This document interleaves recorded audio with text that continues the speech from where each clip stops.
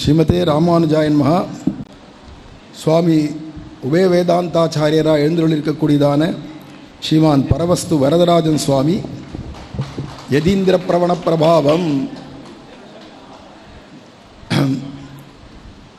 போன்றதான கிரந்தங்கள் சகல சாஸ்திரங்கள்லேருந்து இது குரு பரம்பரை அது சொல்லிட்டு இருந்தால் அனுசந்தானம் பண்ணிட்டு இருந்தாலே போகிறோம். அதுக்கு மேலே சகல சாஸ்திரார்த்தங்களையும் அதிகரித்து காலக்ஷேமம் சாதிக்கிற ஒரு ஆச்சரியமான வியக்தியை பார்க்குறதே துர்லபமாக இருக்குது. அப்படிங்கிறச்சே சுவாமி பரவஸ்து பட்டர்பிரான் ஜீயர் அவருடையதான பரம்பரையில் உதித்தவர். எம்ஏ விசிஷ்டாத்வைத வேதாந்தத்தை அதிகரிச்சிருக்கார் பூர்ணமாக. ஸ்ரீரங்கம் கோவில் வித்வான் அப்படிங்கிற விருது யாருக்குடான்னா சில பேருக்கு, ரொம்ப சில பேருக்கு தான் கிடைக்கும். சுவாமி உவே நரசிம்மாச்சாரியார் சுவாமி போன்றவாళ్ళம் தான் கோவிலில் வித்வான் அப்படிங்கிற விருது கிடைச்சாதான் உடையவர் சந்நிதியில் காலக்ஷேபமே சொல்ல முடியும். அப்படிங்கிறது இங்கே நம்ம பெரிய கோவிலில் அது ஒரு சம்பிரதாயம். அப்படிங்கச்சே சுவாமி கோவிலில் பெரிய கோவில் வித்வான் அப்படிங்கிற விருது பெற்று உடையவர் சன்னதியிலையும் காலக்ஷேபம் சாதிக்கக்கூடியதான ஒரு பெரியவர்.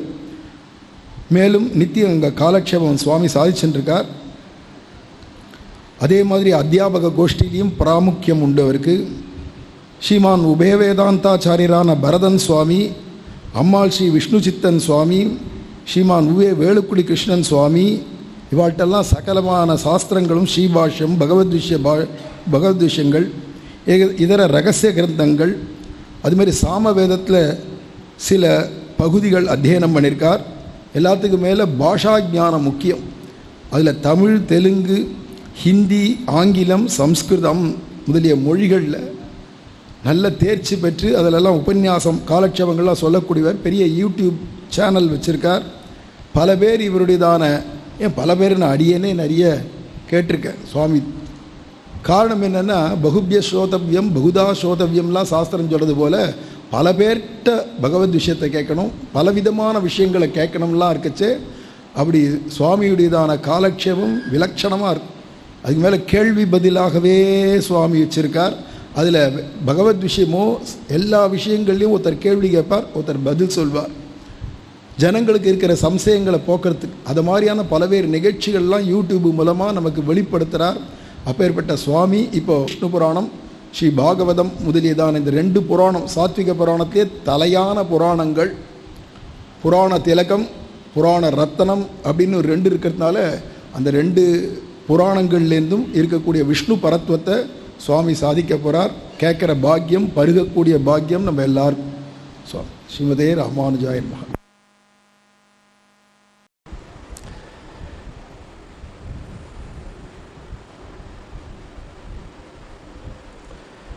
तत्त्वेन यश्चिदचिदीश्वर तत्स्वभाव भोगापवर्ग तदुपायगतिरुदारः सन्दर्शयन्निरमिमीतपुराणरत्नं तस्मै नमो मुनिवराय पराशराय यो नित्यमच्युतपदाम्बुजयुग्मरुक्मव्यामोहतस्तदितराणि तृणाय मेने अस्मद्गुरोर्भगवतोऽस्य दयैकसिन्धोः रामानुजस्य चरणौ शरणं प्रपद्ये.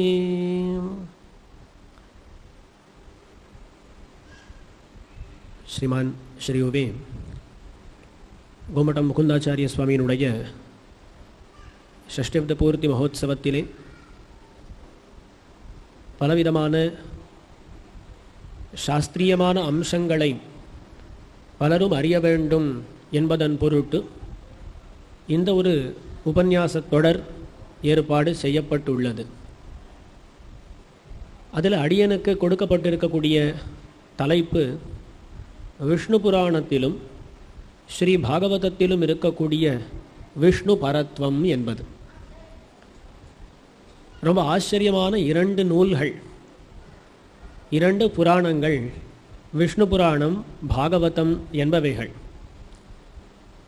அவற்றை பார்க்க தொடங்கினால் தொட்டவிடமெங்கும் விஷ்ணு பரத்வம் தான் உள்ளது.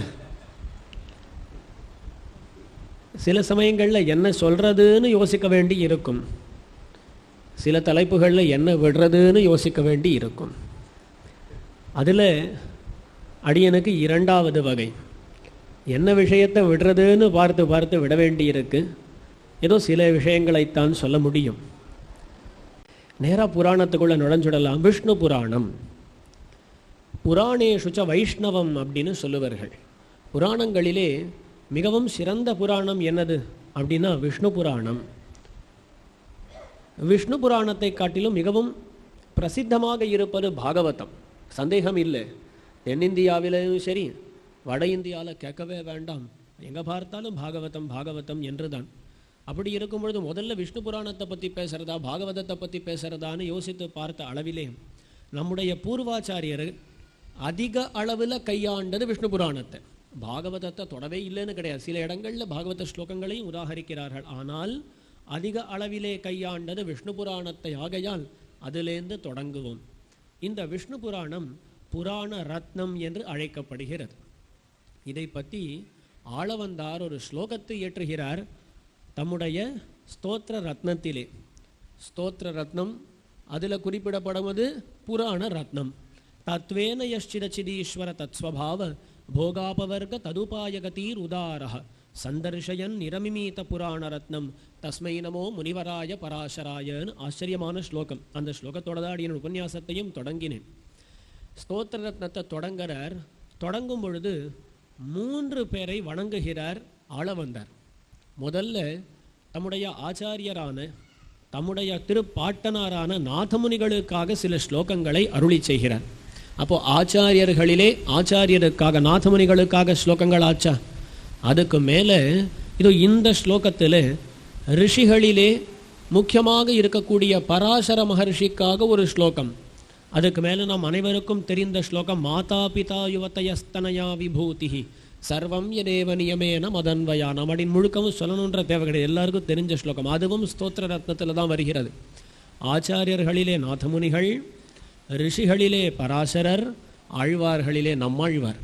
இவா 3 பேருக்கும் முதல்ல ஸ்லோகங்களை இயற்றி அதுக்கு மேலே தான் எம்பெருமானை பற்றி ஸ்துதிக்கப் போகிறேன்னு தொடங்குறார் அங்கே. அப்போ அந்த இடத்துல எவ்வளவோ முனிவர்கள் இருக்கிறார்கள். வியாசர் இருக்கார், சுகர் இருக்கார், எவ்வளவு பேர் இருந்தாலும் பராசரர் செய்திருக்கக்கூடிய உபகாரத்துக்காகன்னு அவருக்கு ஒரு ஸ்லோகத்தை ஏற்றுகிறார். என்ன சுவாமி பண்ணியிருக்கார் இவர் அப்படின்னா தெரிவிக்கிறார். தத்துவேனா உள்ளது உள்ளபடியாக சித்து அச்சித்து ஈஸ்வர 3 தத்துவங்களோன்னு நம்முடைய சம்பிரதாயத்தில். சித்து அச்சித்து ஈஸ்வரன். சித்து அப்படின்னா நாம் தான். நாம் என்றால் ஜீவாத்மாக்கள், நாம் சித்து சேத்தனர்கள் என்று அழைக்கப்படுகிறோம். அதுக்கு மேலே அச்சித்து, இதை சுற்றி பார்த்தா அச்சித்து இருக்கு பாருங்களே, நிறைய அச்சித்துக்கள் இருக்கின்றன. சில சமயங்களில் வெளியில் பார்த்தா தான் அச்சித்து தெரியும் நினைக்கிறோம். இந்த உடம்பு கூட அச்சித்து தான் மறந்துடுவோம். இதுவும் அச்சேதனம் தான்.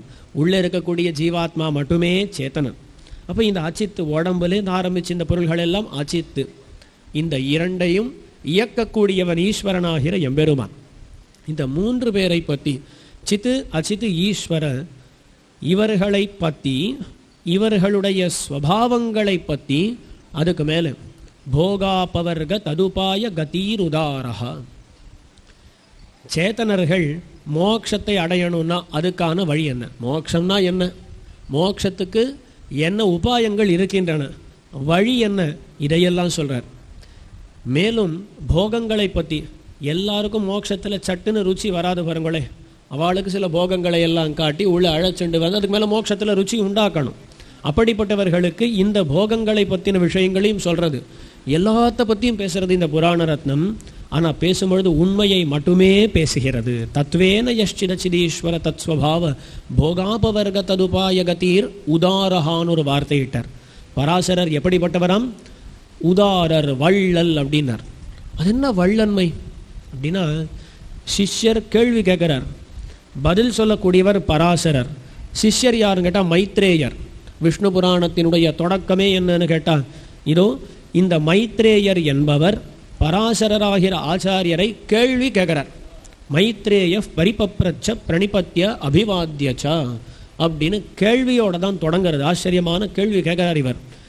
இவர் கேள்வி ஒன்று கேட்டால் அவர் பதில் சொல்ல தொடங்கியவர் ஒரு புராணத்தையே சொல்லிட்டார். அதுதான் வள்ளன்மைன்றது. வள்ளன்மைனா என்னது? வள்ளல் பெரும் பசுக்கள் அப்படின்னா ஆண்டாள்.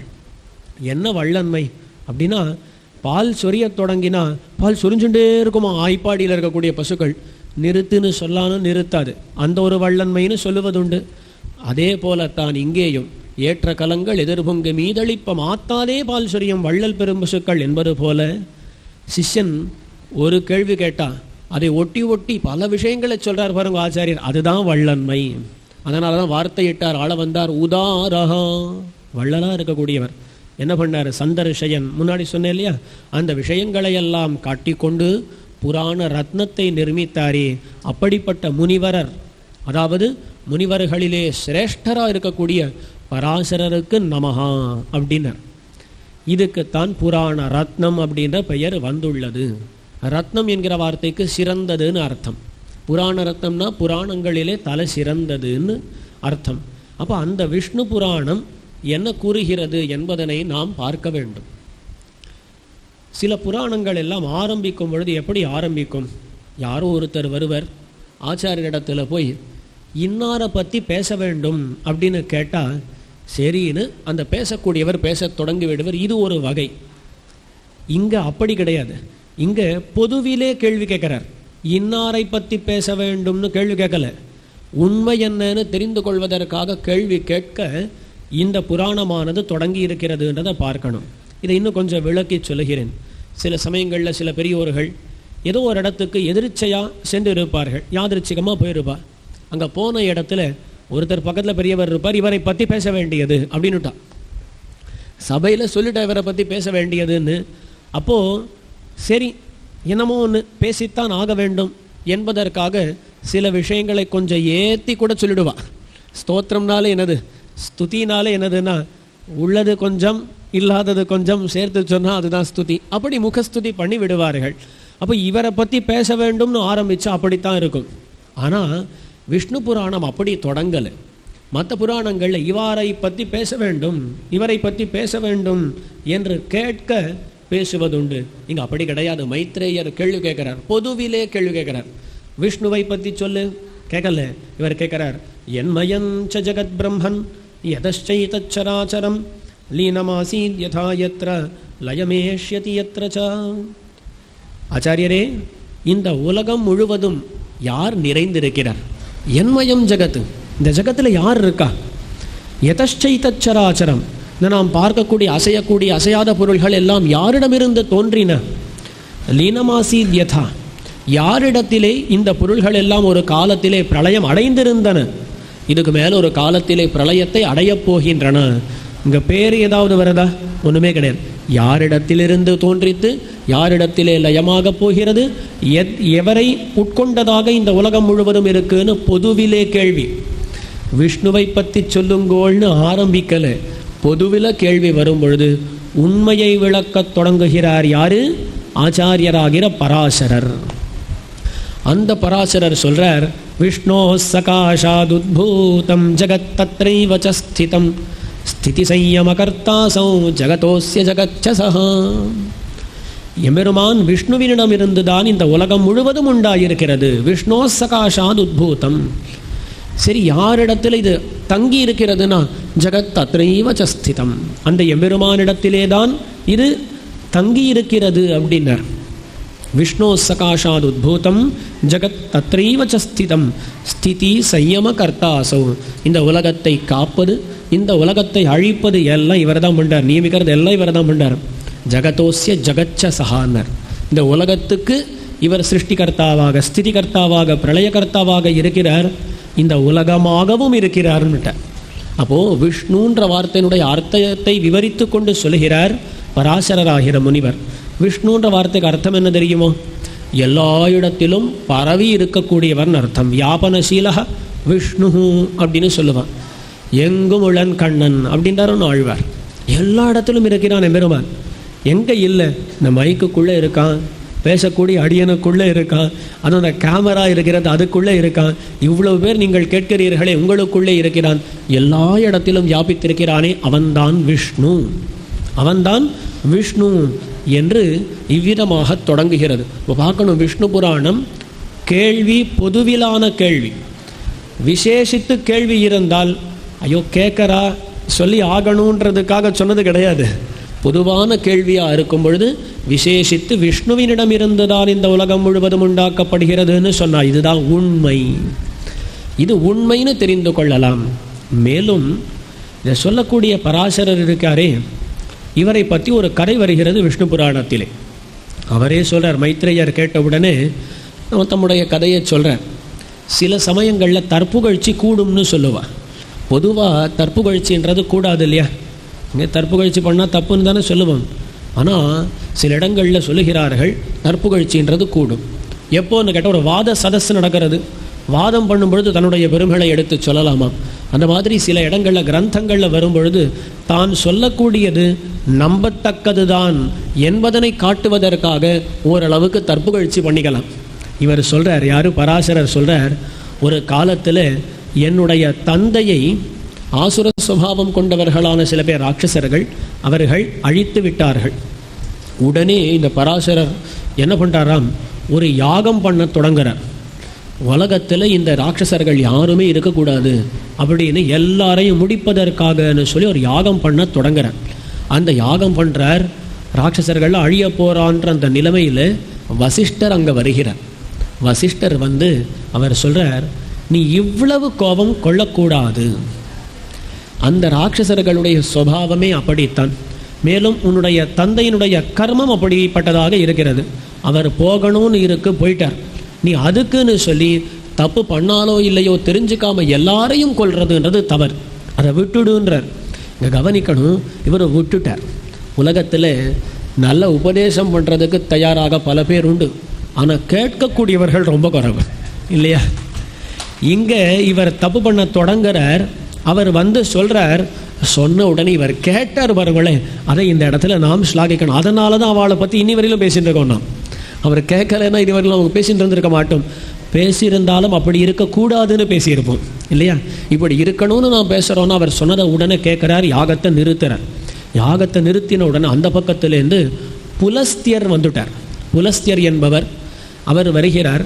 அந்த புலஸ்தியருடைய வம்ச பரம்பரையிலே தான், அவருடைய பரம்பரையிலே தான் மேலே இந்த ராட்சசர்கள் எல்லாம் தோன்றியவர்கள். அவர் வந்துட்டு அவர் சொல்கிறார், வசிஷ்டர் சொன்ன உடனே நீ அந்த யாகத்தை நிறுத்தின பார்த்தியா, நீ ரொம்ப சிறந்தவன் அப்படின்னு கொண்டாடி அதுக்கு மேலே அவர் ஒரு வரம் தருகிறார். அவர் சொல்கிறார், புராண சம்ஹிதா கர்த்தா பவான் வத்ச பவிஷ்யதி தேவதா பாரமார்த்தியஞ்ச யதாவத்வேத்ஸ்யசே பவான் யதாவத்வேத்ஸ்யதே பவான். அவர் வரம் கொடுக்கிறார். என்ன வரம் கொடுக்கிறார்? நீ ஒரு நாள் புராணத்தை பண்ணக்கூடியவனாக ஆவாய். புராண சம்ஹிதா கர்த்தா பவான் வத்ச பவிஷ்யதி, இது ஒரு முக்கியமான வார்த்தை. அதை காட்டிலும் முக்கியமான ஒரு வார்த்தை இருக்கு, தேவதா பாரமார்த்தியஞ்ச யதாவத் வேத்ஸ்யதே பவான். தேவதைகளுடைய உண்மையை நீர் நன்றாக அறிவீர் அப்படின்னுட்டார். அந்த ஒரு வரப்பிரசாதம், புலஸ்தியருடைய வரப்பிரசாதத்தினால புராணத்தை பண்ணக்கூடியவராகவும் ஆகிறார். புராணத்தை பண்ணுறதுன்னா எளிதான விஷயம் கிடையாதுன்னு. அப்போ அந்த புராணத்தை பண்ணக்கூடியவராகவும் ஆகிறார். தேவதைகளினுடைய உண்மை தத்துவம், தேவதா பாரமார்த்தியம், யார் பெரியவர் யார் சிறியவர், யாருடைய தன்மை எத்தகையதுன்றதையெல்லாம் காட்டக்கூடிய அந்த பெருமை இருக்கிறதே, அந்த பெருமையும் உமக்குத்தான் உண்டு. தேவதா பாரமார்த்தியஞ்ச யதாவத் வேத்ஸ்யதே பவான், தேவரீர் தான் நன்கு அறிவீர் என்று புலஸ்தியருடைய வரப்பிரதானம் இருக்கிறது. ஆகையால் பராசரர் ஒரு வார்த்தை சொல்லிட்டார்னா அதை கண்மூடித்தனமாக நம்பிடலாம். அதனால தான் அவர் அவ்வளவு கொண்டாடுறார், ஆள வந்தார். இந்த புலஸ்தியருடைய வரப்பிரசாதம், வசிஷ்டருடைய வசனம், இதையெல்லாம் கொண்டுதான் அதுக்கு மேலே புராணத்தை பண்ண தொடங்குகிறார். அந்த இடத்துல சில ஸ்லோகங்களை மட்டும் எடுத்து சொல்லுகிறேன். சொல்லும் பொழுது தெரிவிக்கிறார், சிருஷ்டி ஸ்தித்யந்தகரணீம் பிரம்ம விஷ்ணு சிவாத்மிகாம் சசஞ்ஞாம் யாதி பகவான் ஏகஏவ ஜனார்தனஹ. உலகத்தில் நீங்கள் பலமுறை இதே விஷயத்தை கேட்டிருப்பீர்கள். முதலாவார் மூவரே, அம்மூவருள்ளும் முதலாவான் மூரி நீர் வண்ணன் அப்படின்னா ஆழ்வார்கள், பொய்கை ஆழ்வாருடைய பாசுரம். உலகத்தில் மூவரை பற்றித்தான் மிகவும் கொண்டாடுகிறார்கள். மூவர் அப்படின்னு வந்தாச்சு. அந்த மூவருள்ளும் முதலாவான் மூரி நீர் வண்ணன், கடல் வண்ணனாக இருக்கக்கூடிய எம்பெருமான் தான் அவர்கள் மூவரிலும் சிறந்தவனாக திகழ்கிறான் அப்படின்னு கொண்டாடுகிறார் ஆழ்வார். அதை விஷ்ணு புராணத்தில் எப்படி கையாளுகிறார்னு பார்ப்போம்.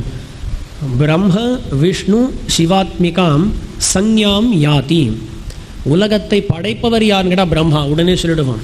காப்பவர் யாருன்னு கேட்டால் விஷ்ணு சொல்லிடுவோம். அழிக்கக்கூடியவர் யாருன்னு கேட்டால் ருத்ரன், உடனே சொல்லிடுவோம்னு. இந்த 3 பேராகவும் ஆவது யாருன்னு கேட்டால் ஜனார்தனனாகிற எம்பெருமான் தான் ஆகிறான்னு விஷ்ணு புராணம் கூறுகிறது. அப்போது சிருஷ்டி ஸ்தித்யந்தகரணீம் பிரம்ம விஷ்ணு சிவாத்மிகாம் சசஞ்ஞாம் யாதி பகவான் ஏக ஏவ ஜனார்தனஹா. ஏக ஏவ, ஒருத்தந்தான். ஜனார்தனனாகிற அந்த எம்பெருமான் ஒருத்தந்தான். ஆனால் அந்த எம்பெருமானே சில காலங்களில் சில காரியங்களை பண்ணுவதற்காக அவரவர்களுக்கு அந்தர்யாமியாக இருந்து கொண்டு இயக்குகிறான். அதிலேயும் பிரம்மாவுக்கு அந்தர்யாமியாக இருந்து கொண்டு சிருஷ்டியை பண்ணுகிறான். வியஷ்டி சிருஷ்டின்னு சொல்லுவா, அதை பண்ணுறான். அதுக்கு மேலே ருத்ரனுடைய அந்தர்யாமியாக இருந்து கொண்டு ருத்ரனை தூண்டுபவனாக பிரளயத்தை பண்ணுகிறான். தானே நடுவிலே விஷ்ணுவாக அவதரிக்கிறான்.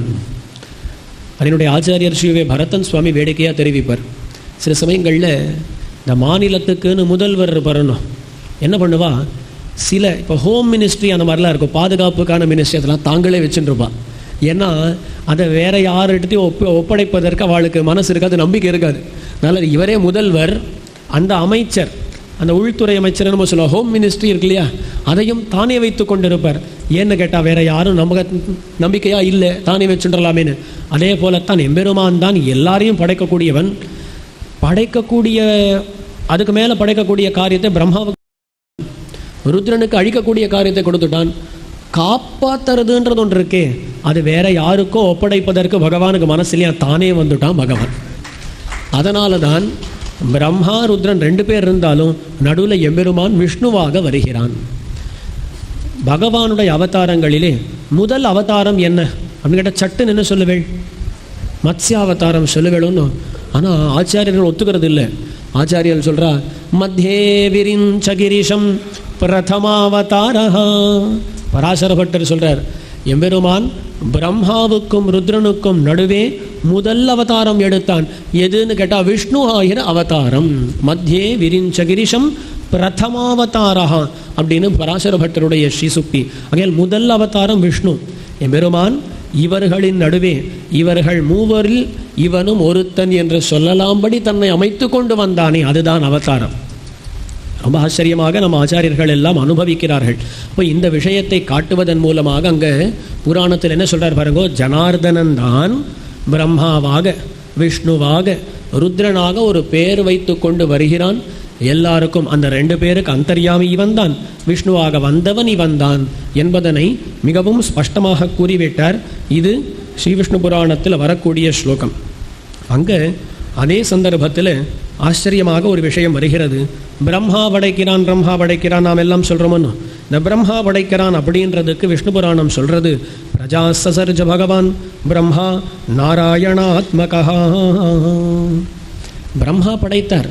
எப்படி படைத்தார், தானே படைச்சுட்டாரா கேட்டால் இல்லை, நாராயணாத்மகா பிரம்மா சசர்ஜ.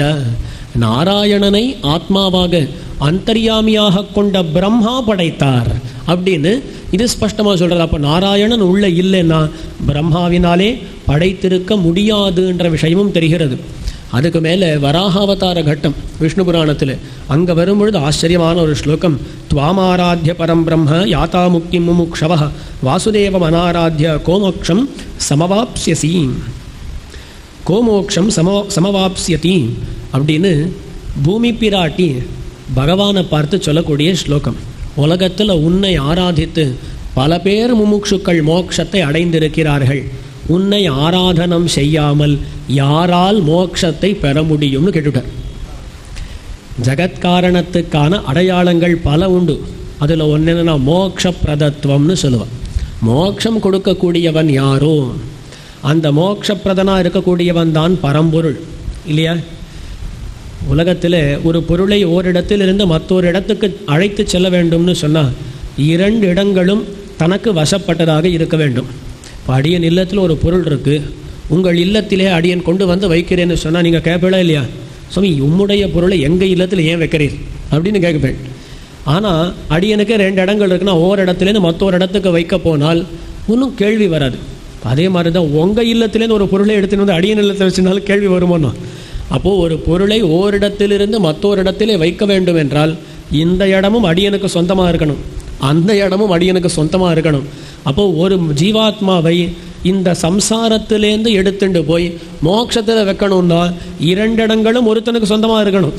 அந்த உபய விபூதி நாதன் யாருன்னு கேட்டால் பகவான் தான். ஆகையால் மோட்சத்தை வழங்கக்கூடியவன் யாருன்னு கேட்டால் எம்பெருமான் தான் வழங்கக்கூடியவன். அவனால் மட்டும்தான் வழங்க முடியும். அப்படின்றத இந்த இடத்துல நாம் கண்டிப்பாக அனுசந்தித்தாக வேண்டும். இது எல்லாம் பிராட்டியினுடைய ஸ்துதி. இந்த பிராட்டியினுடைய ஸ்துதி போலவே அடுத்து ஒரு சின்ன விஷயத்தை அடியன் தெரிவிக்கிறேன். அடியன் பார்த்துட்டே இருக்கு, அடியனுக்கும் நாழி வேகமாக போயிட்டே இருக்கு. 9 மணி பிரதிஜை வேறு பண்ணியிருக்கேன். அடியன் வேகமாக போகலாம். பொதுவாக இந்த புராணம் இருக்குது. இந்த புராணத்தில் எங்கெங்கே விஷ்ணு பரத்துவம் இருக்குதுன்னு சொல்லிட்டே போனேன்னு வச்சுக்கோங்களேன், அது இந்த 4 நாள் 5 நாளே போதாது. அதில் 40 நிமிஷம் கண்டிப்பாக போதாது. அப்போது ஒன்று தோணித்தடி எனக்கு. சில சமயங்களில் சாஸ்திரங்களில் மற்ற கிரந்தங்கள்லாம் ஒரு கிரந்தத்தினுடைய தாத்பரியத்தை புரிஞ்சுக்கணும். என்ன பண்ணலாம்னா, ஆரம்பம் என்னன்னு படி, நடுவில் என்ன இருக்கு பார், கடைசியில் என்ன இருக்கு பார், ஆதி மத்திய அவசானங்கள்னு சொல்லுவாள். நம்ம ஆதியை பார்த்துட்டோமா, மத்தியத்தில் நடுவுலேருந்து ஒரு விஷயத்தை எடுத்து பார்ப்போம், கடைசிக்கு போயிடுவோம். அப்போ தான் சரி வரும். நிறைய பேர் இந்த காலத்தில் முழுக்க காலக்ஷேபங்கள் எல்லாம் கேட்பதற்கோ புஸ்தகங்கள்லாம் படிப்பதற்கோ பொறுமை இல்லை. என்ன பண்ணுறா தெரியுமோ, தொடக்கத்துக்கு வந்துடுறா. கிரந்தத்துக்கு தொடக்கத்தை கேட்டாச்சு, சாத்து முறைக்கு சரியாக வந்துடுவா. பார்த்தேன்னா தொடக்கம் சாத்து முறை எப்போயும் கூட்டம் அதிகமாக இருக்கும். தொடக்கம் கேட்டாச்சு, சாத்து முறை கேட்டாச்சு கிரந்தத்தைன்ற வருவோம். அந்த மாதிரி கணக்கில் நாமும் தொடக்கத்தை பார்த்துட்டோம், நடுவில் கொஞ்சம் பார்ப்போம், நேராக கடைசிக்கு போயிடலாம். பாணாசுர விற்த்தாந்தம் அப்படின்றது ரொம்ப முக்கியமாக இருக்கக்கூடிய விற்த்தாந்தம். இது விஷ்ணு புராணத்தில் வரக்கூடிய விஷயம். பல இடங்களில் வருகிறது, விஷ்ணு புராணத்திலும் ஆச்சரியமாக வருகிறது. அதில் என்னாச்சு, பாணாசுரன் சோனிதபுரம்னு ஒரு இடத்துல இருக்கிறான். இக்காலத்தினுடைய அஸ்ஸாம் மாநிலம் இருக்கு இல்லையா, அங்கே போனால் இன்னுமே இதுதான் சோனிதபுரம்னு காட்டுறா. அப்படின்னு அங்கே போயிருந்தேன் ஒரு மாதம் 2 மாதம் முன்னாடி. ஸோ இதுதான் சோனிதபுரம் அப்படின்னா, அந்த பாணாசுரனுடைய இடமானு கேட்டாமா, அதே தான் அப்படின்னா. அப்போ அந்த சோனிதபுரத்தில் பாணாசுரன் இருக்கிறான். எதுக்காக சொல்கிறேன்னா, பாரதத்தினுடைய கிழக்கில் இருக்குது. இது பார்த்தா மேற்கே இருக்கிறது துவாரகை, மேற்க துவாரகை இருக்கிறது. ஆகையால் அந்த மேற்கில் இருக்கக்கூடிய துவாரகையில் அனிருத்தன், கண்ணனுடைய பிள்ளை பிரத்யும்னன், பிரத்யும்னுடைய பிள்ளை அனிருத்தன். இந்த பக்கம் சோனிதபுரத்தில் பாணாசுரன், பாணாசுரனுடைய பெண் பிள்ளை உஷான்னு பெயர். இவளுக்கு ஒரு நாள் கனவு வருகிறது. கனவுல பார்த்தா ரொம்ப அழகாக ஒருத்தன் தென்படுகிறான். உடனே காதல் வயப்படுகிறாள். அடுத்த நாள் எழுந்துகிறார். தன்னுடைய தோழியான சித்திரலேகான்னு ஒருத்தி அவள்கிட்ட சொல்கிறா, நேற்று கனவுல ஒரு அழகனை பார்த்து அவனைத்தான் கல்யாணம் பண்ணிப்பேன்றான். நல்லதா போச்சே, கனவுல பார்க்குறவாளெல்லாம் கல்யாணம் பண்ணிக்க முடியுமா அப்படின்னு சொல்லி நாம இருந்தால் கேட்டிருப்போம். சித்திரலேகா நல்ல மாயையெல்லாம் தெரிஞ்சவள், நல்லா வரையக்கூடியவள். அவள் என்ன பண்ணுறா, தன்னுடைய மாயையும் உபயோகித்து எங்கெங்கே எந்தெந்த அரசர்கள் இருக்கிறார்கள் என்பதனையும் தெரிந்து கொண்டு வரைய தொடங்குகிறாள். நிறைய பேர் அரசர்களுடைய ஓவியங்களை எல்லாம் வரைய இவர் கிடையாது இவர் கிடையாது இவர் கிடையாதுன்னு சொல்லி போயிட்டே இருக்கு. அதுமாதிரி கண்ணனை வரைகிறா. கண்ணனை வரைஞ்ச உடனே உஷா சொல்கிறா, இந்த மாதிரி தான் இருக்குது, ஆனால் இவ்வளவு அழகு இல்லைன்னுட்டா. கண்ணனுடைய அழகு இருக்குமா, இவ்வளவு அழகு இல்லைன்னாலாம். உடனே என்ன பண்ணா அப்படின்னா, கண்ணனுடைய பிள்ளை பிரத்யும்னனுடைய படத்தை வரைந்தாள். ரொம்ப கிட்ட வந்துட்டேன், ஆனால் என்ன கொஞ்சம் என்னமோ மாற்றம் இருக்குன்றா. அடுத்து அனிருத்தனை வரேன்னு சொன்ன, இதோ இவன் தான்னா, இவனைத்தானா கல்யாணம் பண்ணிப்பேன்னா. சித்திரலேகை பார்த்தா சரி பண்ணிடுவோம் அப்படின்னு துவாரகையிலே உறங்கி கொண்டிருக்கக்கூடிய அனிருத்தாழ்வான் படுக்கையோட களவாடின்னு வந்துட்டா சித்திரலேகை. மாயாவினி ஒன்றும் படுக்கையோட. அதனால தான் வியாக்கியானம் பண்ணும் பொழுது அம்பரமே தண்ணீரே அந்த பாசுரத்தில் நந்தகோபன், யசோதை பிராட்டி, கண்ணன் வரிசையாக படுத்துட்டுருக்கான். நந்தகோபன் ஏன் அங்கே வெளியில் படுத்துட்டுருக்கான்னா, அனிருத்தனை களவாடினா மாதிரி கண்ணனை யாராவது களவாடிட்டானா ஜாகிரதையாக காவலாக அவ்வளோ பேர் இருக்காளாம். வேடிக்கையாக சொல்கிறது உண்டு, அதுக்கு மேலே நடந்தது தான் வச்சுக்கோங்க இது. ஆனால் வேடிக்கையாக சொல்கிறது உண்டு. இது மாதிரி அனிருத்தனை அங்கிருந்து களவாடி கொண்டு வந்தார்கள். அவன் எழுந்து பார்க்குறான். எழுந்து பார்த்தா வேறு இடமா இருக்குது. ஆனால் உஷையை பார்த்தோன்னே இவனுக்கும் காதல் ஏற்பட்டது. நல்ல வேளை ஏற்பட்டது, பிடிக்கலன்னா என்ன இருக்குமோ தெரியாது. உஷைக்கு அனிருத்தனை பிடிச்சது, அனிருத்தனுக்கு உஷையை பிடிச்சது. 2 பேருமே அங்கே தாங்கள் வாழத் தொடங்கினார்கள். ஒரு அரண்மனையில் இந்த மாதிரி ரகசியமாக விஷயங்கள் நடந்துடுமா? மெதுவாக செய்தி பரவுகிறது. பாணாசுரன் காதில் போய் விழுகிறது. யார் அவன்னு கேட்குறான். கண்ணனுடைய பேரன்னா. முடிஞ்சுது. 2 பேரையும் தூக்கி சிறையில் போட்டான். இது இந்த பக்கம் நடந்து கொண்டிருந்தால் அந்த பக்கம் துவாரகையிலே காணும். கண்ணனுடைய பேரனை காணும். நேற்று இங்கே படுத்துட்டு இருந்தால் அடுத்த நாள் பார்த்தா படுக்கையோடு காணும். ஒரே கலவரம், என்ன பண்ணுறதுன்னு தெரியலை. மெதுவாக இங்கே இவனை சிறையில் பிடித்த பின்பு செய்தி துவாரகைக்கு வருகிறது, இங்கே இப்படி நடந்துள்ளது என்கிற விஷயம். அப்படி அந்த இது வந்தவுடனே அப்போது எம்பெருமான் கண்ணன் அங்கிருந்து கிளம்புகிறான். கண்ணன் அங்கிருந்து கிளம்பி யுத்தம் செய்வதற்காக செல்கிறான். அங்கே பெரிய யுத்தம் நடக்கிறது, பாணாசுரனுக்கும் அதுக்கு மேலே கண்ணன் எம்பிரானுக்கும். ஆனால் இங்கே ஒரு சின்ன விஷயம் உண்டு. பாணாசுரனுடைய புறத்தை நான் காவல் காக்கிறேன் என்று ஏற்கனவே பிரதிஜை செய்திருந்தான் சிவபெருமான். ஆகையால் கண்ணனோடு யுத்தம்னு வந்தவுடனே எல்லாரும் வருகிறார்கள். வாணனாயிரம் கரம் கழித்த ஆதிமால் அப்படின்னு சொல்லி ஆழ்வார் பாசுரம். மோடியோடு இலச்சையாய சாபமெய்தி முக்கணான் கூடுசேனை மக்களோடு கொண்டு மண்டி வெஞ்சமத்தோட வாணன் 1000 கரம் கழித்த ஆதிமால் வீடு கோயில் கூடுநீர் அரங்கம் என்ன பேரதேன்னார். திருவரங்கநாதர் தான் எல்லா காரியமும் பண்ணுவார். அவர் அங்கே அந்த பாணாசுர யுத்தத்தில் அந்த ருத்ரனை வெல்கிறார். ஆச்சரியமான இடம் அது. ஜృంభகாஸ்திரேண கோவிந்தோ ஜృంభயாமாச சங்கரம் ததः பிரணேஷுர் தைதேயாः பிரமதாश्च சமந்ததः. ஜృంభகாஸ்திரம் அப்படின்ற அஸ்திரத்தை கண்ணன் பிரயோகிக்க ஜృంభిதா சங்கரஹா அப்படின்னு சொல்லி அவர் ஒரு விதமான மயக்க நிலையை அடைந்து விட்டார். ஜృంభணம் அப்படின்னு சொல்லுவார்கள், ஒரு விதமாக கொட்டாவி கொட்டிக்கொண்டு ஒரு விதமான மயக்க நிலையை அடைந்து விட்டான் சங்கரன் அப்படின்னு சொல்லப்படுகிறது. கருடக்ஷதவாஹ்ச பிரத்யும்னாஸ்திரேண பீடிதா கிருஷ்ணஹங்கார நிர்தூத சக்திஷ்சாபயௌ குஹா அப்படின்னு சொல்லி ஒவ்வொருத்தரும் அவனுடைய சேனையிலே ஒரு விதமாக அழுகிறார்கள். அவ்விதமாக அந்த இடத்துல என்னாச்சு அப்படின்னு கேட்டால், அங்கேயும் எம்பெருமானான் அவன் சிவனை வென்று தான் பரம்பொருள் என்பதனை காட்டி கொடுத்தான். அவ்விதமாக அங்கு நடக்கிறது. அது மேலே கிருஷ்ண கிருஷ்ண ஜெகநாத ஜானே த்வாம் புருஷோத்தமம் பரேஷம் பரமாத்மானம் அநாதிநிதனம் ஹரிம் அப்படின்னு சொல்லி இந்த இடத்துல தெரிவிக்கப்படுகிறது. உமாபதி அப்படின்னு சொல்லி ருத்ரன் வந்து கிருஷ்ண கிருஷ்ண ஜெகநாதனே ஜானே த்வாம் புருஷோத்தமம், நீ புருஷோத்தமன் என்று அறிவேன் அப்படின்னு சொல்லி தேவரீரை தெரியாமல் இப்படி பண்ணிவிட்டேன் என்று அவரும் கேட்க, அதுக்கு மேலே எம்பெருமான் தெரிவிக்கிறான். யுஷ்மத் தத்தவரோ பாணோ ஜீவதாமேஷ சங்கர துவத்வாக்கிய கௌரவாலே தன்மயா சக்கரம் நிவர்த்திதம். இந்த பாணாசுரனை கொல்ல முற்பட்ட பொழுதுதான் சிவன் வந்து இதெல்லாம் சொல்ல, அவனை முழுக்க நான் கொல்லவில்லை, நீ கவலைப்பட வேண்டாம்னு சொல்லி கண்ணன் அந்த இடத்துல அபயம் தருகிறான். அங்கே சொல்லுகிறான், யோகம் சத்வம் ஜகச்சேதம் சதேவாசுர மானுஷம் மத்தோ நான்யத் அசேஷம் யத் தத்வம் ஞாதுமிஹார்ஹசி அவித்யாமோஹிதாத்மான புருஷாபின்ன தர்ஷினः வதந்தி பேதம் பஷ்யந்தி சாவயோரந்தரம் ஹர பிரசன்னோகம் கமிஷ்யாமி துவம் கச்ச விருஷபத்வஜ அப்படின்னு சொல்லி அங்கே எம்பெருமான் தெரிவிக்கிறான். என்ன சொல்கிறான் தெரியுமோ? உனக்கும் அந்தர்யாமி நான் தான். இதோ எல்லா பொருள்களும் இருக்கின்றனவே, எல்லா பொருளுக்கும் அந்தர்யாமி நான் தான் அப்படின்றதை சொல்லி, ஆகையால் எல்லாருக்குள்ளும் நான் தான் அந்தர்யாமி என்றதை அனைவரும் தெரிந்து கொள்ள வேண்டும்.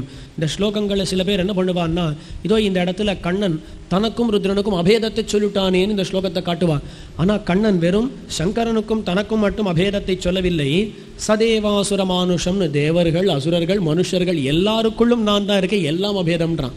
அப்போ எல்லாருக்குள்ளும் அந்தர்யாமியாக நான் இருக்கிறேன், அதே போல் உனக்குள்ளும் அந்தர்யாமியாக இருக்கிறேன்னு காட்டுறானே தவிர வெறும் தனக்கும் சிவனுக்கும் மட்டும்தான் அபேதம்னு கண்ணன் இந்த இடத்துல சொல்லவே இல்லை. இது தப்பாக சில பேர் சொல்லுவது உண்டு, அதனால் சொல்ல வேண்டி இருக்கிறது. இப்போ எல்லாத்துக்குள்ளும் நான் தான் இருக்கிறேன், என்னை விட்டுட்டு இந்த உலகத்தை பார்க்கக்கூடியார், எல்லாத்துக்கும் அந்தர்யாமியாக நான் இருக்கேன் என்பதனைத்தான் அனைவரும் அறிய வேண்டும் என்பதனை கண்ணன் இந்த இடத்துல காட்டிட்டான்.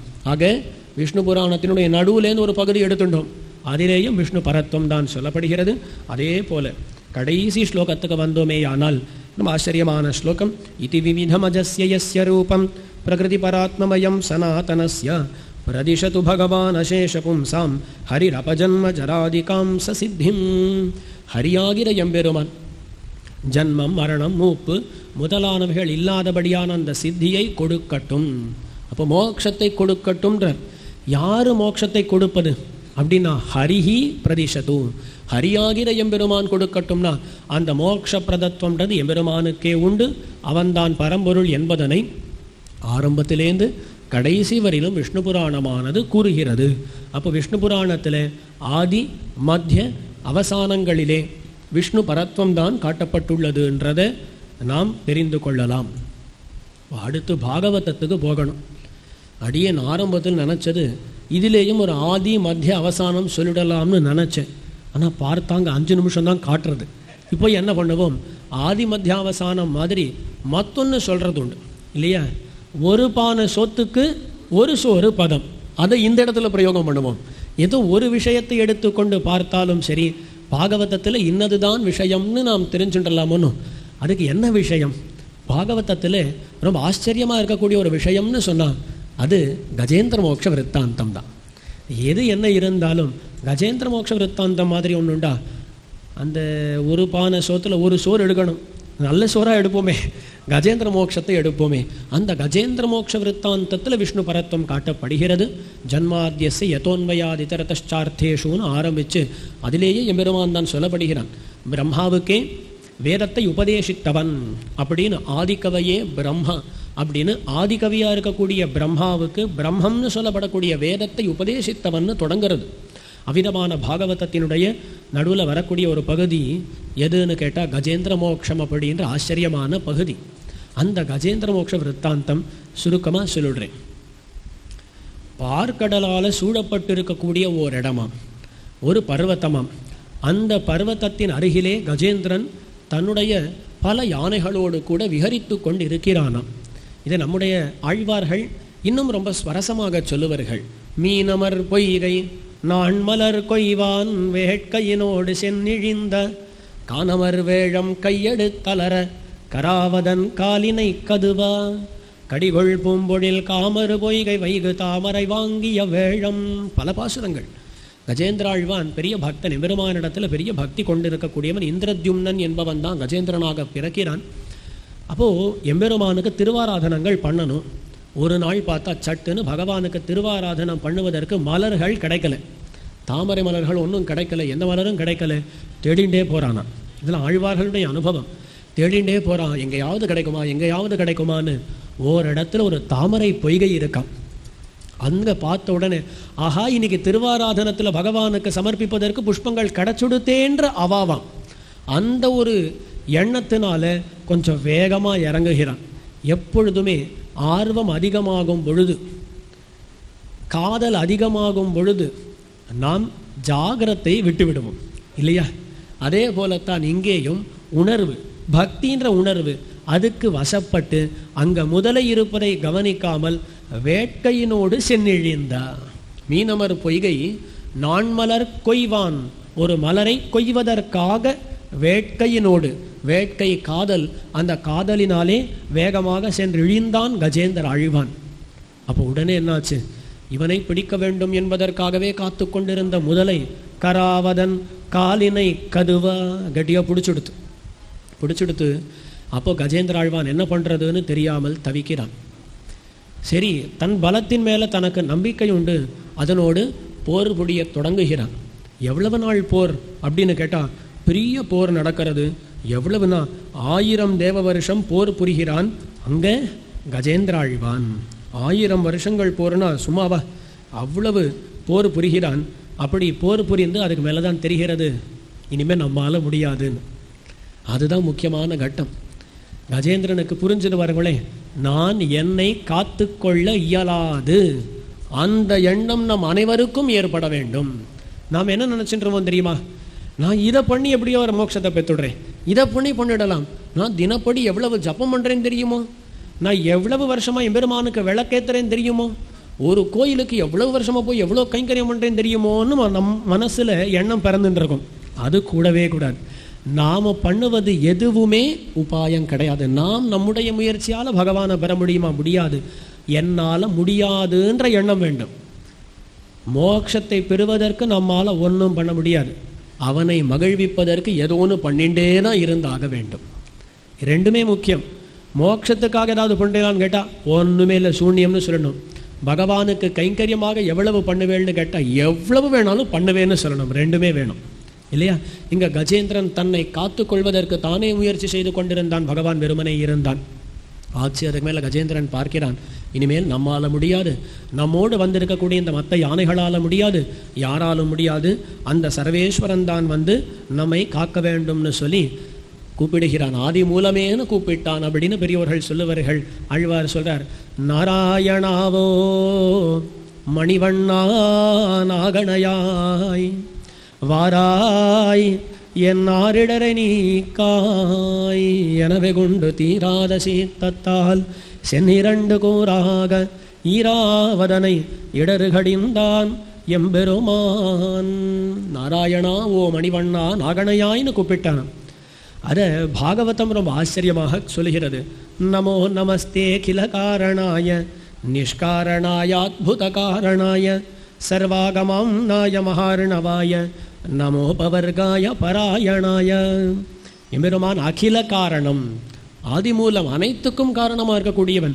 சரி, இவன் எல்லாத்துக்கும் காரணமாக இருக்கானே, இவனுக்கு காரணம் யான்னு கேட்டால் நிஷ்காரணாய, இவனுக்கு காரணமே கிடையாது. அத்புத காரணாய, இவனே உபாதான காரணம், இவனே நிமித்த காரணம், இவனே சககாரி காரணம் என விலட்சணமான காரணமாக இருக்கிறான் எம்பெருமான். எல்லா ஆகமங்கள் வேதங்களால் சொல்லப்படக்கூடியவனாக இருக்கிறான். இவன் மோட்சத்தையே தரவல்லவன், மோட்சத்துக்கு உபாயமாக இருக்கக்கூடியவன், உபாயம் பிராப்தியம் எல்லாம் இவனே அப்படின்னு சொல்லி இங்கே பாருங்களே, வார்த்தையை சொல்லவே இல்லை. நாராயணாயன்னு சொல்லிக்கலாமோன்னு சொல்லலை. என்ன சொல்கிறார்? பொதுவில் சொல்கிறார். பொதுவில் என்ன சொல்கிறார்? எல்லாத்துக்கும் காரணமாக இருக்கக்கூடியவன், தனக்கு காரணம் அற்றவன், அத்புத காரணமாக இருக்கக்கூடியவன் என்று பொதுவிலே சொல்லிக்கொண்டு வருகிறார். நிறைய ஆச்சரியமான ஸ்லோகங்கள் அந்த இடத்துல. ஒன்று சொல்கிறேன் பாருங்களே. சவை ந தேவா சுரமர்த்திய திரியங் ந ஸ்திரீ ந ஷண்டோ ந புமான் ந ஜந்து நாயம் குண கர்ம ந சன்ன சாசன் நிஷேதசேஷோ ஜயதாதசேஷா. ஆணல்லன் பெண்ணல்லன் அல்லா அலியும் அல்லன் அப்படின்னு வரணும். அதே போலத்தான் இந்த இடத்துல சவை ந தேவாசுரமர்த்திய திரியக்கு, தேவன் அல்லன், அசுரன் அல்லன், மனுஷன் அல்லன், திரியக்கல்லன், பெண்ணல்லன், அதுக்கு மேல் நஸ்திரி ந ஷண்டஹா அலி அல்லன், ந புமான், புமான் புருஷனும் அல்லன் அப்படின்னு சொல்லிட்டு. ஆனால் சஹான்ற வார்த்தை இருக்குது. சஹான்னு சொன்ன புல்லிங்கம் தான். அப்போ நம்மை போல சாதாரண புருஷன் கிடையாது, புருஷோத்தமன்னு அர்த்தம். இந்த மாதிரி பல ஸ்லோகங்களை சொல்லி இந்த எல்லா இடத்திலும் இந்த ஸ்லோகங்களில் எல்லாம் பொதுவில் தான் சொல்கிறார். எல்லாத்துக்கும் காரணமாக இருக்கக்கூடியவன், மோட்சத்தையே வழங்கக்கூடியவன் எல்லாம் சொல்கிறாரே தவிர பேரையே சொல்லலை. பேரை சொல்லாமல் இப்படிப்பட்டவன் காக்கட்டும்னு பிரார்த்திக்க அந்த சமயத்தில் ஏவம் கஜேந்திரம் உபவர்ணித நிர்விசேஷம் பிரம்மாதயோ விவிதலிங்கபிராபிமானாः நைதே யதோபசஸ்ருபுர் நிகிலாத்மகத்வாத் தத்ராகிலாமரமயோ ஹரிராவிராசீத். அந்த சமயத்தில் நாஹம் நாஹம் நச்சாஹம் நச்ச பவதி புனஸ்தாதிருஷோ மாதிருஷேஷு அப்படின்னு ஆதி மூலமேனு கூட்ட உடனே யார் வருவா யார் வருவான்னு பார்த்துட்டு இருந்தாலும் நான் கிடையாது நான் கிடையாது எல்லாரும் விலகிட்டாளாம். ஏன்னா அவன் சொல்லியிருக்கக்கூடிய வார்த்தைகள் அப்படிப்பட்டது. சிலதுக்கு காரணமாக பிரம்மா இருப்பார், சிலதுக்கு காரணமாக ருத்ரன் இருக்கலாம். ஆனால் அகிலத்துக்கும் காரணமாக இருக்கக்கூடியது அவன் தானே. அப்போ பொதுவில் கூட்ட போது யாரோ ஒருத்தர் வந்திருந்தால் அவர்கள் தான் ஜெகத் காரணம்னு நாம் தீர்மானம் பண்ணியிருக்கலாம். ஆனால் பொதுவில் கூட்ட போது எல்லாரும் விலகி போக அப்போ வந்தது யாருன்னு கேட்டால் ஹரிராவிராசீத். ரொம்ப ஆச்சரியமான ஸ்லோகம் அந்த இடத்துல. பிரம்மாதயோ விவிதலிங்க பிராபிமானாக, பிரம்மா முதலான தேவர்கள் அனைவருமே ஏதேதோ சில சில பொருள்களை படைக்கக்கூடியவர்களாக, சில சில அடையாளங்களை கொள்ளக்கூடியவர்களாக இருக்கிறார்கள். எம்பெருமான் அப்படி கிடையாது. எம்பெருமான் தெரிவிக்கிறார் அந்த இடத்துல, அகிலாமரமயா, அனைத்து தேவதைகளும் இவனைத்தான் அண்டி இருக்கின்றன, எல்லாருக்குள்ளும் இவன் தான் அந்தர்யாமியாக இருக்கிறான், சகல தேவதாமயனாக இருக்கக்கூடியவன் இவன். அப்படிப்பட்ட ஹரியானவன் தோன்றினான். ஆதி மூலமேனு கூட்டபோது, அகில காரணமேனு கூட்டபோது வந்து தோன்றியது யாருன்னு கேட்டா ஹரியாகிற எம்பெருமான், விஷ்ணுவாகிற எம்பெருமான்னு சொன்னான். இதிலேயே தெரியலையா? இல்லை வேற யாரோ ஜெகத்காரணமாக இருந்தால் அவள் வந்திருக்கலாமே. இல்லை அவர்கள் வரலை, இவன்தான் வந்தான்னா, இவன்தான் பராத்பரனாக இருக்கக்கூடியவன் என்பது இந்த இடத்துல தெரிகிறது. இப்படி கஜேந்திராழ்வான் கூப்பிட்டான், எம்பெருமான் வந்தான், தன்னுடைய பரத்வத்தை காட்டிக்கொண்டே வந்தான். அதுவும் கருட வாகனாருடனாய் வந்தான். கருட வாகனம்னு சொன்னாலே வேதாத்மா வியகேஸ்வரகான்னு சொல்லி வேதமயன், வேதமே தான் கருடன். அந்த வேதத்தால் பிரதிபாதிக்கப்படக்கூடிய எம்பெருமானை அழைத்து கொண்டு வேதமே வந்துடுத்து. ஏன் கருட வாகனனாக எம்பெருமான் இருக்கிறான்னா, கருடன் வேதம், அது மேலே பகவான் இருக்கான்னா, இதோ கருடன் காட்டுறார் பாருங்களே, இதோ இவன் தான் என்னால் சொல்லப்படக்கூடியவன், வேதவேத்யன் இவன் தான் சொல்லி கருடன் காட்டிக்கொண்டே அழைத்து கொண்டு வர வேடிக்கையாக சொல்கிறதுண்டு. ஆரம்பத்தில் கருட வாகனத்தில் புறப்பட்டான் எம்பெருமான். ஆனால் கஜேந்திரனுக்கு கிடைச்ச சேவை கருட சேவை கிடையாது. கருட சேவைன்னா பொதுவாக என்னது, கருடன் மேலே பகவான் இருந்தால் கருட சேவை. இங்கே வரதுக்குள்ளே எம்பெருமான் பார்த்தா இவருடைய வேகம் போவதில்லைன்னு சொல்லி கருடனை தூக்கிண்டு பகவான் வந்துட்டானா. இது என்ன சேவைன்னு சொல்கிறது தெரியலை. அந்த சேவை தான் கஜேந்திரனுக்கு கிடைச்சது. எம்பெருமான் அவ்வளவு வேகத்தோடு வருகிறான். ஆழ்வார் சொல்றார், ஒல்லை கைமா துன்பம் கடிந்த பிரானே. ஒல்லை வேகமாக வந்துட்டானா. பராசர பட்டர் கூறுகிறார், பகவத ஸ்வராயை நமஹ.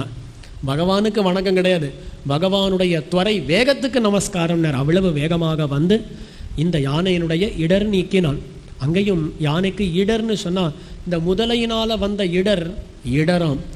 இந்த முதலையிலேருந்து தன்னை காத்து கொள்ள வேண்டும் என்பதற்காகவா கஜேந்திர ஆழ்வான் கூப்பிட்டான்? கிடையவே கிடையாது. நிறைய சமயங்களில் நிறைய பேர் என்ன நினச்சிட்டுவான்னா, தன்னுடைய உடம்பை காத்து கொள்வதற்காகத்தான் கஜேந்திர ஆழ்வான் கூப்பிட்டான் நினச்சிப்பா. கிடையவே கிடையாது. கஜேந்திரன் சொல்லுகிறான், நாகம் கலேவரஸ்யாஸ்யத்ராணார்த்தம் மதுசூதன கரஸ்த கமலான்யேவ பாதையோர் அர்ப்பித்தம் தவ. இந்த உடம்பை காப்பதற்காக நான் கூப்பிடல ஐயா, இதோ என் கையில் இருக்கக்கூடிய கமலங்களை என்னுடைய திருவடியிலே சமர்ப்பிப்பதற்காக கூப்பிட்டேன்றார். அதுதான் அவருக்கு இருந்த ஆரிடர். இதுலேருந்து நமக்கு தெரியறது என்னன்னா, இந்த உடம்பு இன்னைக்கு தான் நாளைக்கு அழிய போகிறது. இதை காப்பதற்கு அவன் எதுக்கு? அழியாத புருஷார்த்தமாக இருக்கக்கூடிய கைங்கரியம் கொடுப்பதற்காக அவன் வேண்டும். அதுக்காகத்தான் கஜேந்திர ஆழ்வான் அழைத்தான். எம்பெருமானம் வந்தான். ஆரிடரை நீக்காயினர். இடர் கிடையாது, ஆரிடர். கைங்கரியம் கிடைக்காமல் போயிடுமோன்றது ஆரிடராம், பெரிய துக்கமாம். அந்த பெரிய துக்கம் நமக்கும் வேணும். அந்த துக்கத்தை போக்குவதற்கு அதோ அந்த கஜேந்திர வரதன் நம்மையும் காக்க வேண்டும்.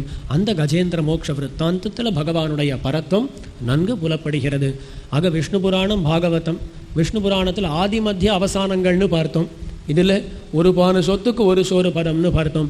அவ்விதமாக விஷ்ணு புராணத்திலும் சரி பாகவதத்திலும் சரி விஷ்ணு பரத்வமே நிலைநாட்டப்படுகிறது என்பதனை இந்த இடத்துல அனைவரும் தெளிவாக புரிந்து கொள்ள வேண்டியது.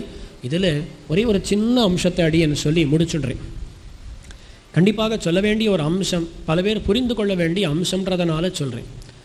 இக்காலத்திலே பல பேரிடத்தில் ஒரு எண்ணம் என்ன அப்படின்னா, ஹிந்துக்களாக இருக்கக்கூடிய நாம் இந்த பேதங்களை எல்லாம் விட்டுவிட்டு, இன்னார் பெரியார் இன்னார் சிறியார், அதையெல்லாம் விட்டுவிட்டு எல்லாரும் ஒற்றுமையோடு இருக்க வேண்டும் அப்படின்ற ஒரு எண்ணத்தை பலரும் கொண்டிருக்கிறார்கள். இதில் நாம் சரியாக புரிந்து கொள்ள வேண்டிய சில அம்சங்கள் இருக்கின்றன. தமிழ்நாட்டை காட்டிலும் வெளியில் போனால், ஆந்திர மாநிலமோ இன்னும் வெளியில் போனாலும் அங்கெல்லாம் இந்த பிரச்சனைகள் மிகவும் அதிகமாக இருக்கின்றன. அவர்கள் வைஷ்ணவர்களை பார்த்து, நீங்கள் இதர தேவதைகளை நிந்திக்கிறீர்கள், நீங்கள் எல்லாம் இந்துக்களினுடைய ஒற்றுமையை கெடுக்கிறீர்கள் என்பது போல துஷ்பிரச்சாரம் பண்ணுகிறார்கள். இதெல்லாம் புரிந்து கொள்ள வேண்டிய அம்சம் என்னென்னா, இந்த ஹிந்துயிசம் அப்படின்னு சொல்கிற இந்து மதம்னு சொல்கிறார்களே, சனாதன தர்மம் என்று சொல்கிறோமே, இந்த சனாதன தர்மம் ஒன்றுன்னு சொல்ல முடியாது. அந்த சனாதன தர்மத்துக்குள்ளே பல சம்பிரதாயங்கள் இருக்கின்றன. அந்த சம்பிரதாயங்களோடு சேர்ந்த ஒன்று தான் ஹிந்து மதம். ஒன்று கிடையாதுன்னா எல்லாமே ஒன்றும் கிடையாது. நம்முடைய வைஷ்ணவர்களுடைய கொள்கை கொஞ்சம் வேறு விதமாக இருக்கும், அத்வைதிகளுடைய கொள்கை கொஞ்சம் வேறு விதமாக இருக்கும். மற்ற இவ்வளவோ சம்பிரதாயங்கள், ஏராளமான சம்பிரதாயங்கள் இருக்கின்றனவோன்னு எல்லா சம்பிரதாயங்களிலும் சிறிய சிறிய பேதங்கள் இருக்கத்தான் செய்யும். அந்த பேதங்களை எல்லாம் தாண்டி நாம் ஒற்றுமையாக இருக்க வேண்டும். ஆங்கிலத்திலே யூனிட்டி இன் டைவர்சிட்டின்னு சொல்லுவாளோன்னு. இதுக்கு ஒரு உதாரணம் சொல்ல வேண்டும் என்றால், நம்முடைய பாரத நாடு இருக்கிறது. நாம் எல்லாம் ஒரு நாடு தானே? ஆமாம், ஒரு நாடு தான். அதுக்கு நாம் எல்லாம் ஒரு நாடு. இனிமேல் யாரும் தமிழ் பேசக்கூடாது, தெலுங்கு பேசக்கூடாது, கன்னடம் பேசக்கூடாதுன்னு சொல்ல முடியுமா? அடியன் தமிழ் பேசிகிட்டே இருப்பேன், தெலுங்கு பேசுகிறவா தெலுங்கு பேசிகிட்டே இருப்பா, ஹிந்தி பேசுகிறவா ஹிந்தி பேசிகிட்டே இருப்பா.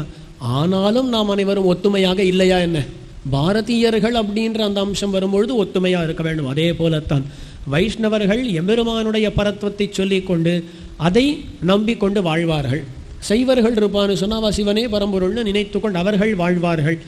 நாம் சைவர்களிடத்திலே போய் நீங்கள் இதைத்தான் பண்ணியாக வேண்டும் என்று நிர்பந்தித்தாலோ, அவர்கள் அதையே நம்மிடம் செய்தாலோ, அப்பொழுது ஒற்றுமைன்றது நடக்கவே நடக்காது. ஆகையாலே பல சம்பிரதாயங்கள் இருக்கும் பொழுது ஒவ்வொரு சம்பிரதாயத்தைச் சேர்ந்தவர்களும் தங்களுடைய சம்பிரதாயத்தை கடைபிடித்து கொண்டு பிரச்சாரம் செய்து கொண்டு இருக்க வேண்டும். ஆனால் பிற சம்பிரதாயங்களை தூஷிக்க வேண்டாம். அந்த அளவில் நாம் ஒற்றுமையாக இருக்கலாம். அதுக்குன்னு நம்முடைய சம்பிரதாயத்தில் இருக்கக்கூடிய முக்கியமான கோட்பாடுகளை எல்லாம் விட்டு விடுவோம். அவர்களுடைய சம்பிரதாயத்தில் இருக்கக்கூடிய கோட்பாடுகளை எல்லாம் அவர்கள் விட்டு விடுவார்களே. ஆனால் கடைசியில் நாம் எதைத்தான் காப்பாற்றுறோம்? இதெல்லாம் ஆயிரக்கணக்கான வருஷங்களாக வந்திருக்கக்கூடிய சம்பிரதாயங்கள் இல்லையா? ஒற்றுமைன்ற பேரில் ஒவ்வொரு சம்பிரதாயத்திலும் இருக்கக்கூடிய நுட்பமான விஷயங்களை நாம் விட்டுவிட்டால் கடைசியில் எதைத்தான் காப்பாற்றுகிறோம் என்கிற கேள்வி இருக்கும். ஆகையால் அந்தந்த சம்பிரதாயத்தில் அந்தந்த கொள்கைகள் உண்டு. வைஷ்ணவர்கள் விஷ்ணு பரத்வத்தை ஒப்புக்கொள்ளக்கூடியவர்கள், விஷ்ணு பரத்வத்தை நிலைநாட்டுவதற்காக அவர்கள் முயற்சி செய்வார்கள். அதை தவறு என்று மற்றவர்கள் நினைப்பதும், மற்றவர்கள் அவ்விதமான காரியம் செய்யும் பொழுது தவறுன்னு நினைப்பதும் கூடாது. அவரவர்கள் தங்கள் தங்கள் சம்பிரதாயத்தை கடைபிடித்து கொண்டு பிரச்சாரம் செய்து கொண்டு செல்ல வேண்டும். இந்த மதத்தை தவிர மற்ற மதங்களை நாம் எதிர்கொள்ளும் பொழுது ஒற்றுமையாக செயல்பட வேண்டும். அந்த இடத்துல வரும்பொழுது ஒற்றுமையை தவிர அவரவர்கள் சம்பிரதாயத்தை முழுக்க விட்டு எல்லாம் சேர்ந்து ஒன்னே பண்ணுவோம் அப்படின்னு சொல்லுவதுன்றது ஒற்றுமைக்கு இடம் தராது. மாறாக எல்லா சம்பிரதாயங்களையும் அழித்துவிடும். ஆகையால் யூனிட்டி இன் டைவர்சிட்டி, வேற்றுமை இருக்க வேண்டும், அதிலே ஒற்றுமையை கொள்ள வேண்டும். ஒவ்வொரு சம்பிரதாயத்தைச் சேர்ந்தவரும் மற்ற சம்பிரதாயங்களுடைய கொள்கைகளை கௌரவிக்க தெரிஞ்சுக்கணும். அதை தெரிஞ்சுட்டாலே இந்துக்களுக்குள்ள ஒற்றுமை வந்துவிடும். ஆக நம்முடைய ஆச்சாரியர்கள் காட்டியதே நாம் முழுக்க நம்புவோம், கடைபிடிப்போம். பிறரை நிர்பந்திக்க வேண்டாம், பிரச்சாரமும் பண்ணணும். பிடிச்சவா வரப்போறான், இதை தெரிஞ்சு இது பிடிச்சிருக்குன்னு வரப்போறான், நிர்பந்திக்க வேண்டாம், நிந்திக்க வேண்டாம் அப்படின்றதை இந்த இடத்துல சொல்லிக்கொண்டு, ஏனென்றால் நடுவில் தலைப்பு கொடுக்கும் பொழுது கூட இந்து எழுச்சி, இந்து என்லைட்டன்மெண்ட் அப்படின்னு சொல்லி அந்த ஒரு பெயர்களும் வந்திருந்தன. அப்போ இந்துக்கள் அனைவரும் யோசிக்கும் பொழுது இவ்விதமாக யோசிக்க தொடங்கினால் ஒற்றுமை என்பது கண்டிப்பாக நேரும் அப்படின்றதையும் இந்த இடத்துல பிரசங்கம் கிடைச்சதனால சொல்லி அடியன் முடித்துக் கொள்கிறேன். ஸ்ரீமதே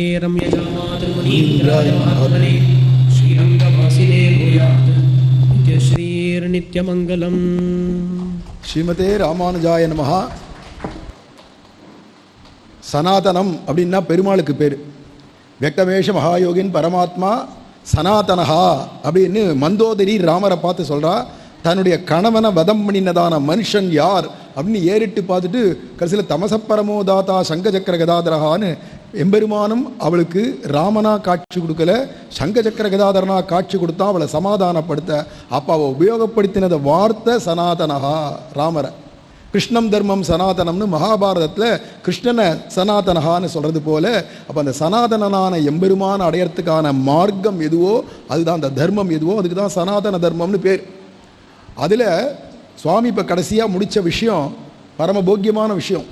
ஏன் அப்படின்னா, ஒவ்வொரு இதுக்கு கூப்பிட்ட ஒவ்வொரு உபன்யாசகால்ட்டையும் முன்னாடியே சொல்லி வச்சோம். என்னென்னா, இந்த ஸ்வபட்சம் இப்போ தலைப்பு என்ன கொடுத்துருக்கோமோ அதில் விஷ்ணு பரத்வத்தை பேசணுமே தவிர இதர தெய்வங்களையோ இதர தெய்வங்கள்கிட்ட பக்தி பண்ணுறவாளையோ எந்த காரணத்தை கொண்டும் நிந்த பண்ண வேண்டாம் அப்படின்னு ஒவ்வொரு உபன்யாசகாட்டையும் சொல்லியிருந்தேன். ஏன் காரணம்னா, நமக்கு இப்போது லட்சியம் அவளை திட்டுறது இவாளை திட்டுறது, அந்த தெய்வத்தை நிந்திக்கிறது, இந்த தெய்வத்தை, அதெல்லாம் விஷயம் இல்லை. பின்ன என்னென்னா, சாஸ்திரத்தில் சொல்லப்பட்டதான சத்தியத்தை வெளிப்படுத்தணும். அதுக்கு யாருக்கு பாக்கியம்? உற்றபோது அன்றி நீங்கள் ஒருவன் என்று உணரமாட்டீர் அப்படிங்கிறது சுனிஷ்டிதம். எம்பெருமான் யாருக்கு கிருபை பண்ணுறானோ அவளுக்கு தான் வைஷ்ணவம் வர முடியும் அப்படிங்கச்சு. அப்போ அவாவா எல்கேஜி படிக்கிற குழந்தைய பார்த்து எங்கள் ஃபார்முலா சொல்லு, A+B² சொல்லி பார்க்கலான்னா அதுக்கு என்ன தெரியும்? அது அந்த கிளாஸ் வரைச்சே தான் அதுக்கு தெரியும். அப்போ அந்த உற்றபோது வரணும் எதுக்குமே அப்படின்னு. அதுக்குன்னு இந்த ஞானத்தை பொது ஜனங்களுக்கு தெரியப்படுத்தாத இருக்கிறதும் தவறுதல். அப்படிங்கிறதுனால தெரியப்படுத்த வேண்டியது, அறியப்படுத்த வேண்டியது, புரிய வைக்க வேண்டியது அப்படிங்கிறதுக்காக தான் மெத்த படித்த கலையறக்கற்ற மாந்தர்களை வர வச்சு இதை ஏற்பாடு பண்ணுறோமே தவிர இதை கொண்டு திணிக்கிறதுக்காக இது இல்லை. அப்படிங்கிறதுனால இல்லை, மத்தியத்தில் ஒரு பானை சோறுக்கு ஒரு சோறு பதம்னு சுவாமி பாகவதத்தை தொட்டார். அந்த ஆதௌ அந்தேச்ச மத்தியேச்ச ஹரிசர்வத்ர கீயத்தேன்னு மகாபாரதத்தை முடிக்கிறார். நீ வேதே ராமாயணே செய்வ பாரதேச புராணக்கே, எல்லாத்துலேயும் ஆரம்பம் மத்தியம் முடிவில் ஹரிதான் கீர்த்தனம் பண்ணப்படுறான்னு. இங்கே பாகவத புராணமும் ஆரம்பிக்கச்சவே சத்தியம் பரம் தீமகி, அந்த பரமான ஒரு வஸ்துவை தீமகி அப்படின்னார். முடிக்கிற கடைசியில் 18,000வது ஸ்லோகத்தை எடுத்தால் அங்கே நாம சங்கீர்த்தனம் எஸ் சர்வ பாப பிரணாசனம் பிரணாமோ துக்கர சமனஹா தம் நமாமி ஹரிம் பரம். அங்கே முதல்ல பரம் தீமகின்னார். முடிக்கிற ஸ்லோகத்தில் அந்த பரம் யாருடானா ஹரி அப்படின்னு முடிக்கிறதுனால ஆக ஆதவ் அந்தேச்ச மத்தியச்சன்னு அதுக்கு கேட்டுவிட்டு பாகவதத்துக்கு ஒரு நடுவில் மட்டும் கேட்டால் போராதேன்றதுனால அடியன் அதிக பிரசங்கமாக இருந்தாலும் அதை சொல்லணுன்ற ஆசையில் சொல்லிவிட்டேன். சுவாமி சாதித்த விதம் அழகாக நிதானமாக எல்லாருக்கும் புரியும்படிக்கு எப்படி சொன்னால் பரத்துவ நிர்ணயம் ஆகுமோ அப்படி சுவாமி சாதித்த விதம் பரம போக்கியம். ஆழ்வார் எம்பெருமானார் ஜீயர் திருவடிகளே சரணம். அஸ்மத் ஆச்சாரியம் திருவடிகளே சரணம். ஸ்ரீமதே ராமானுஜாய நமஹ.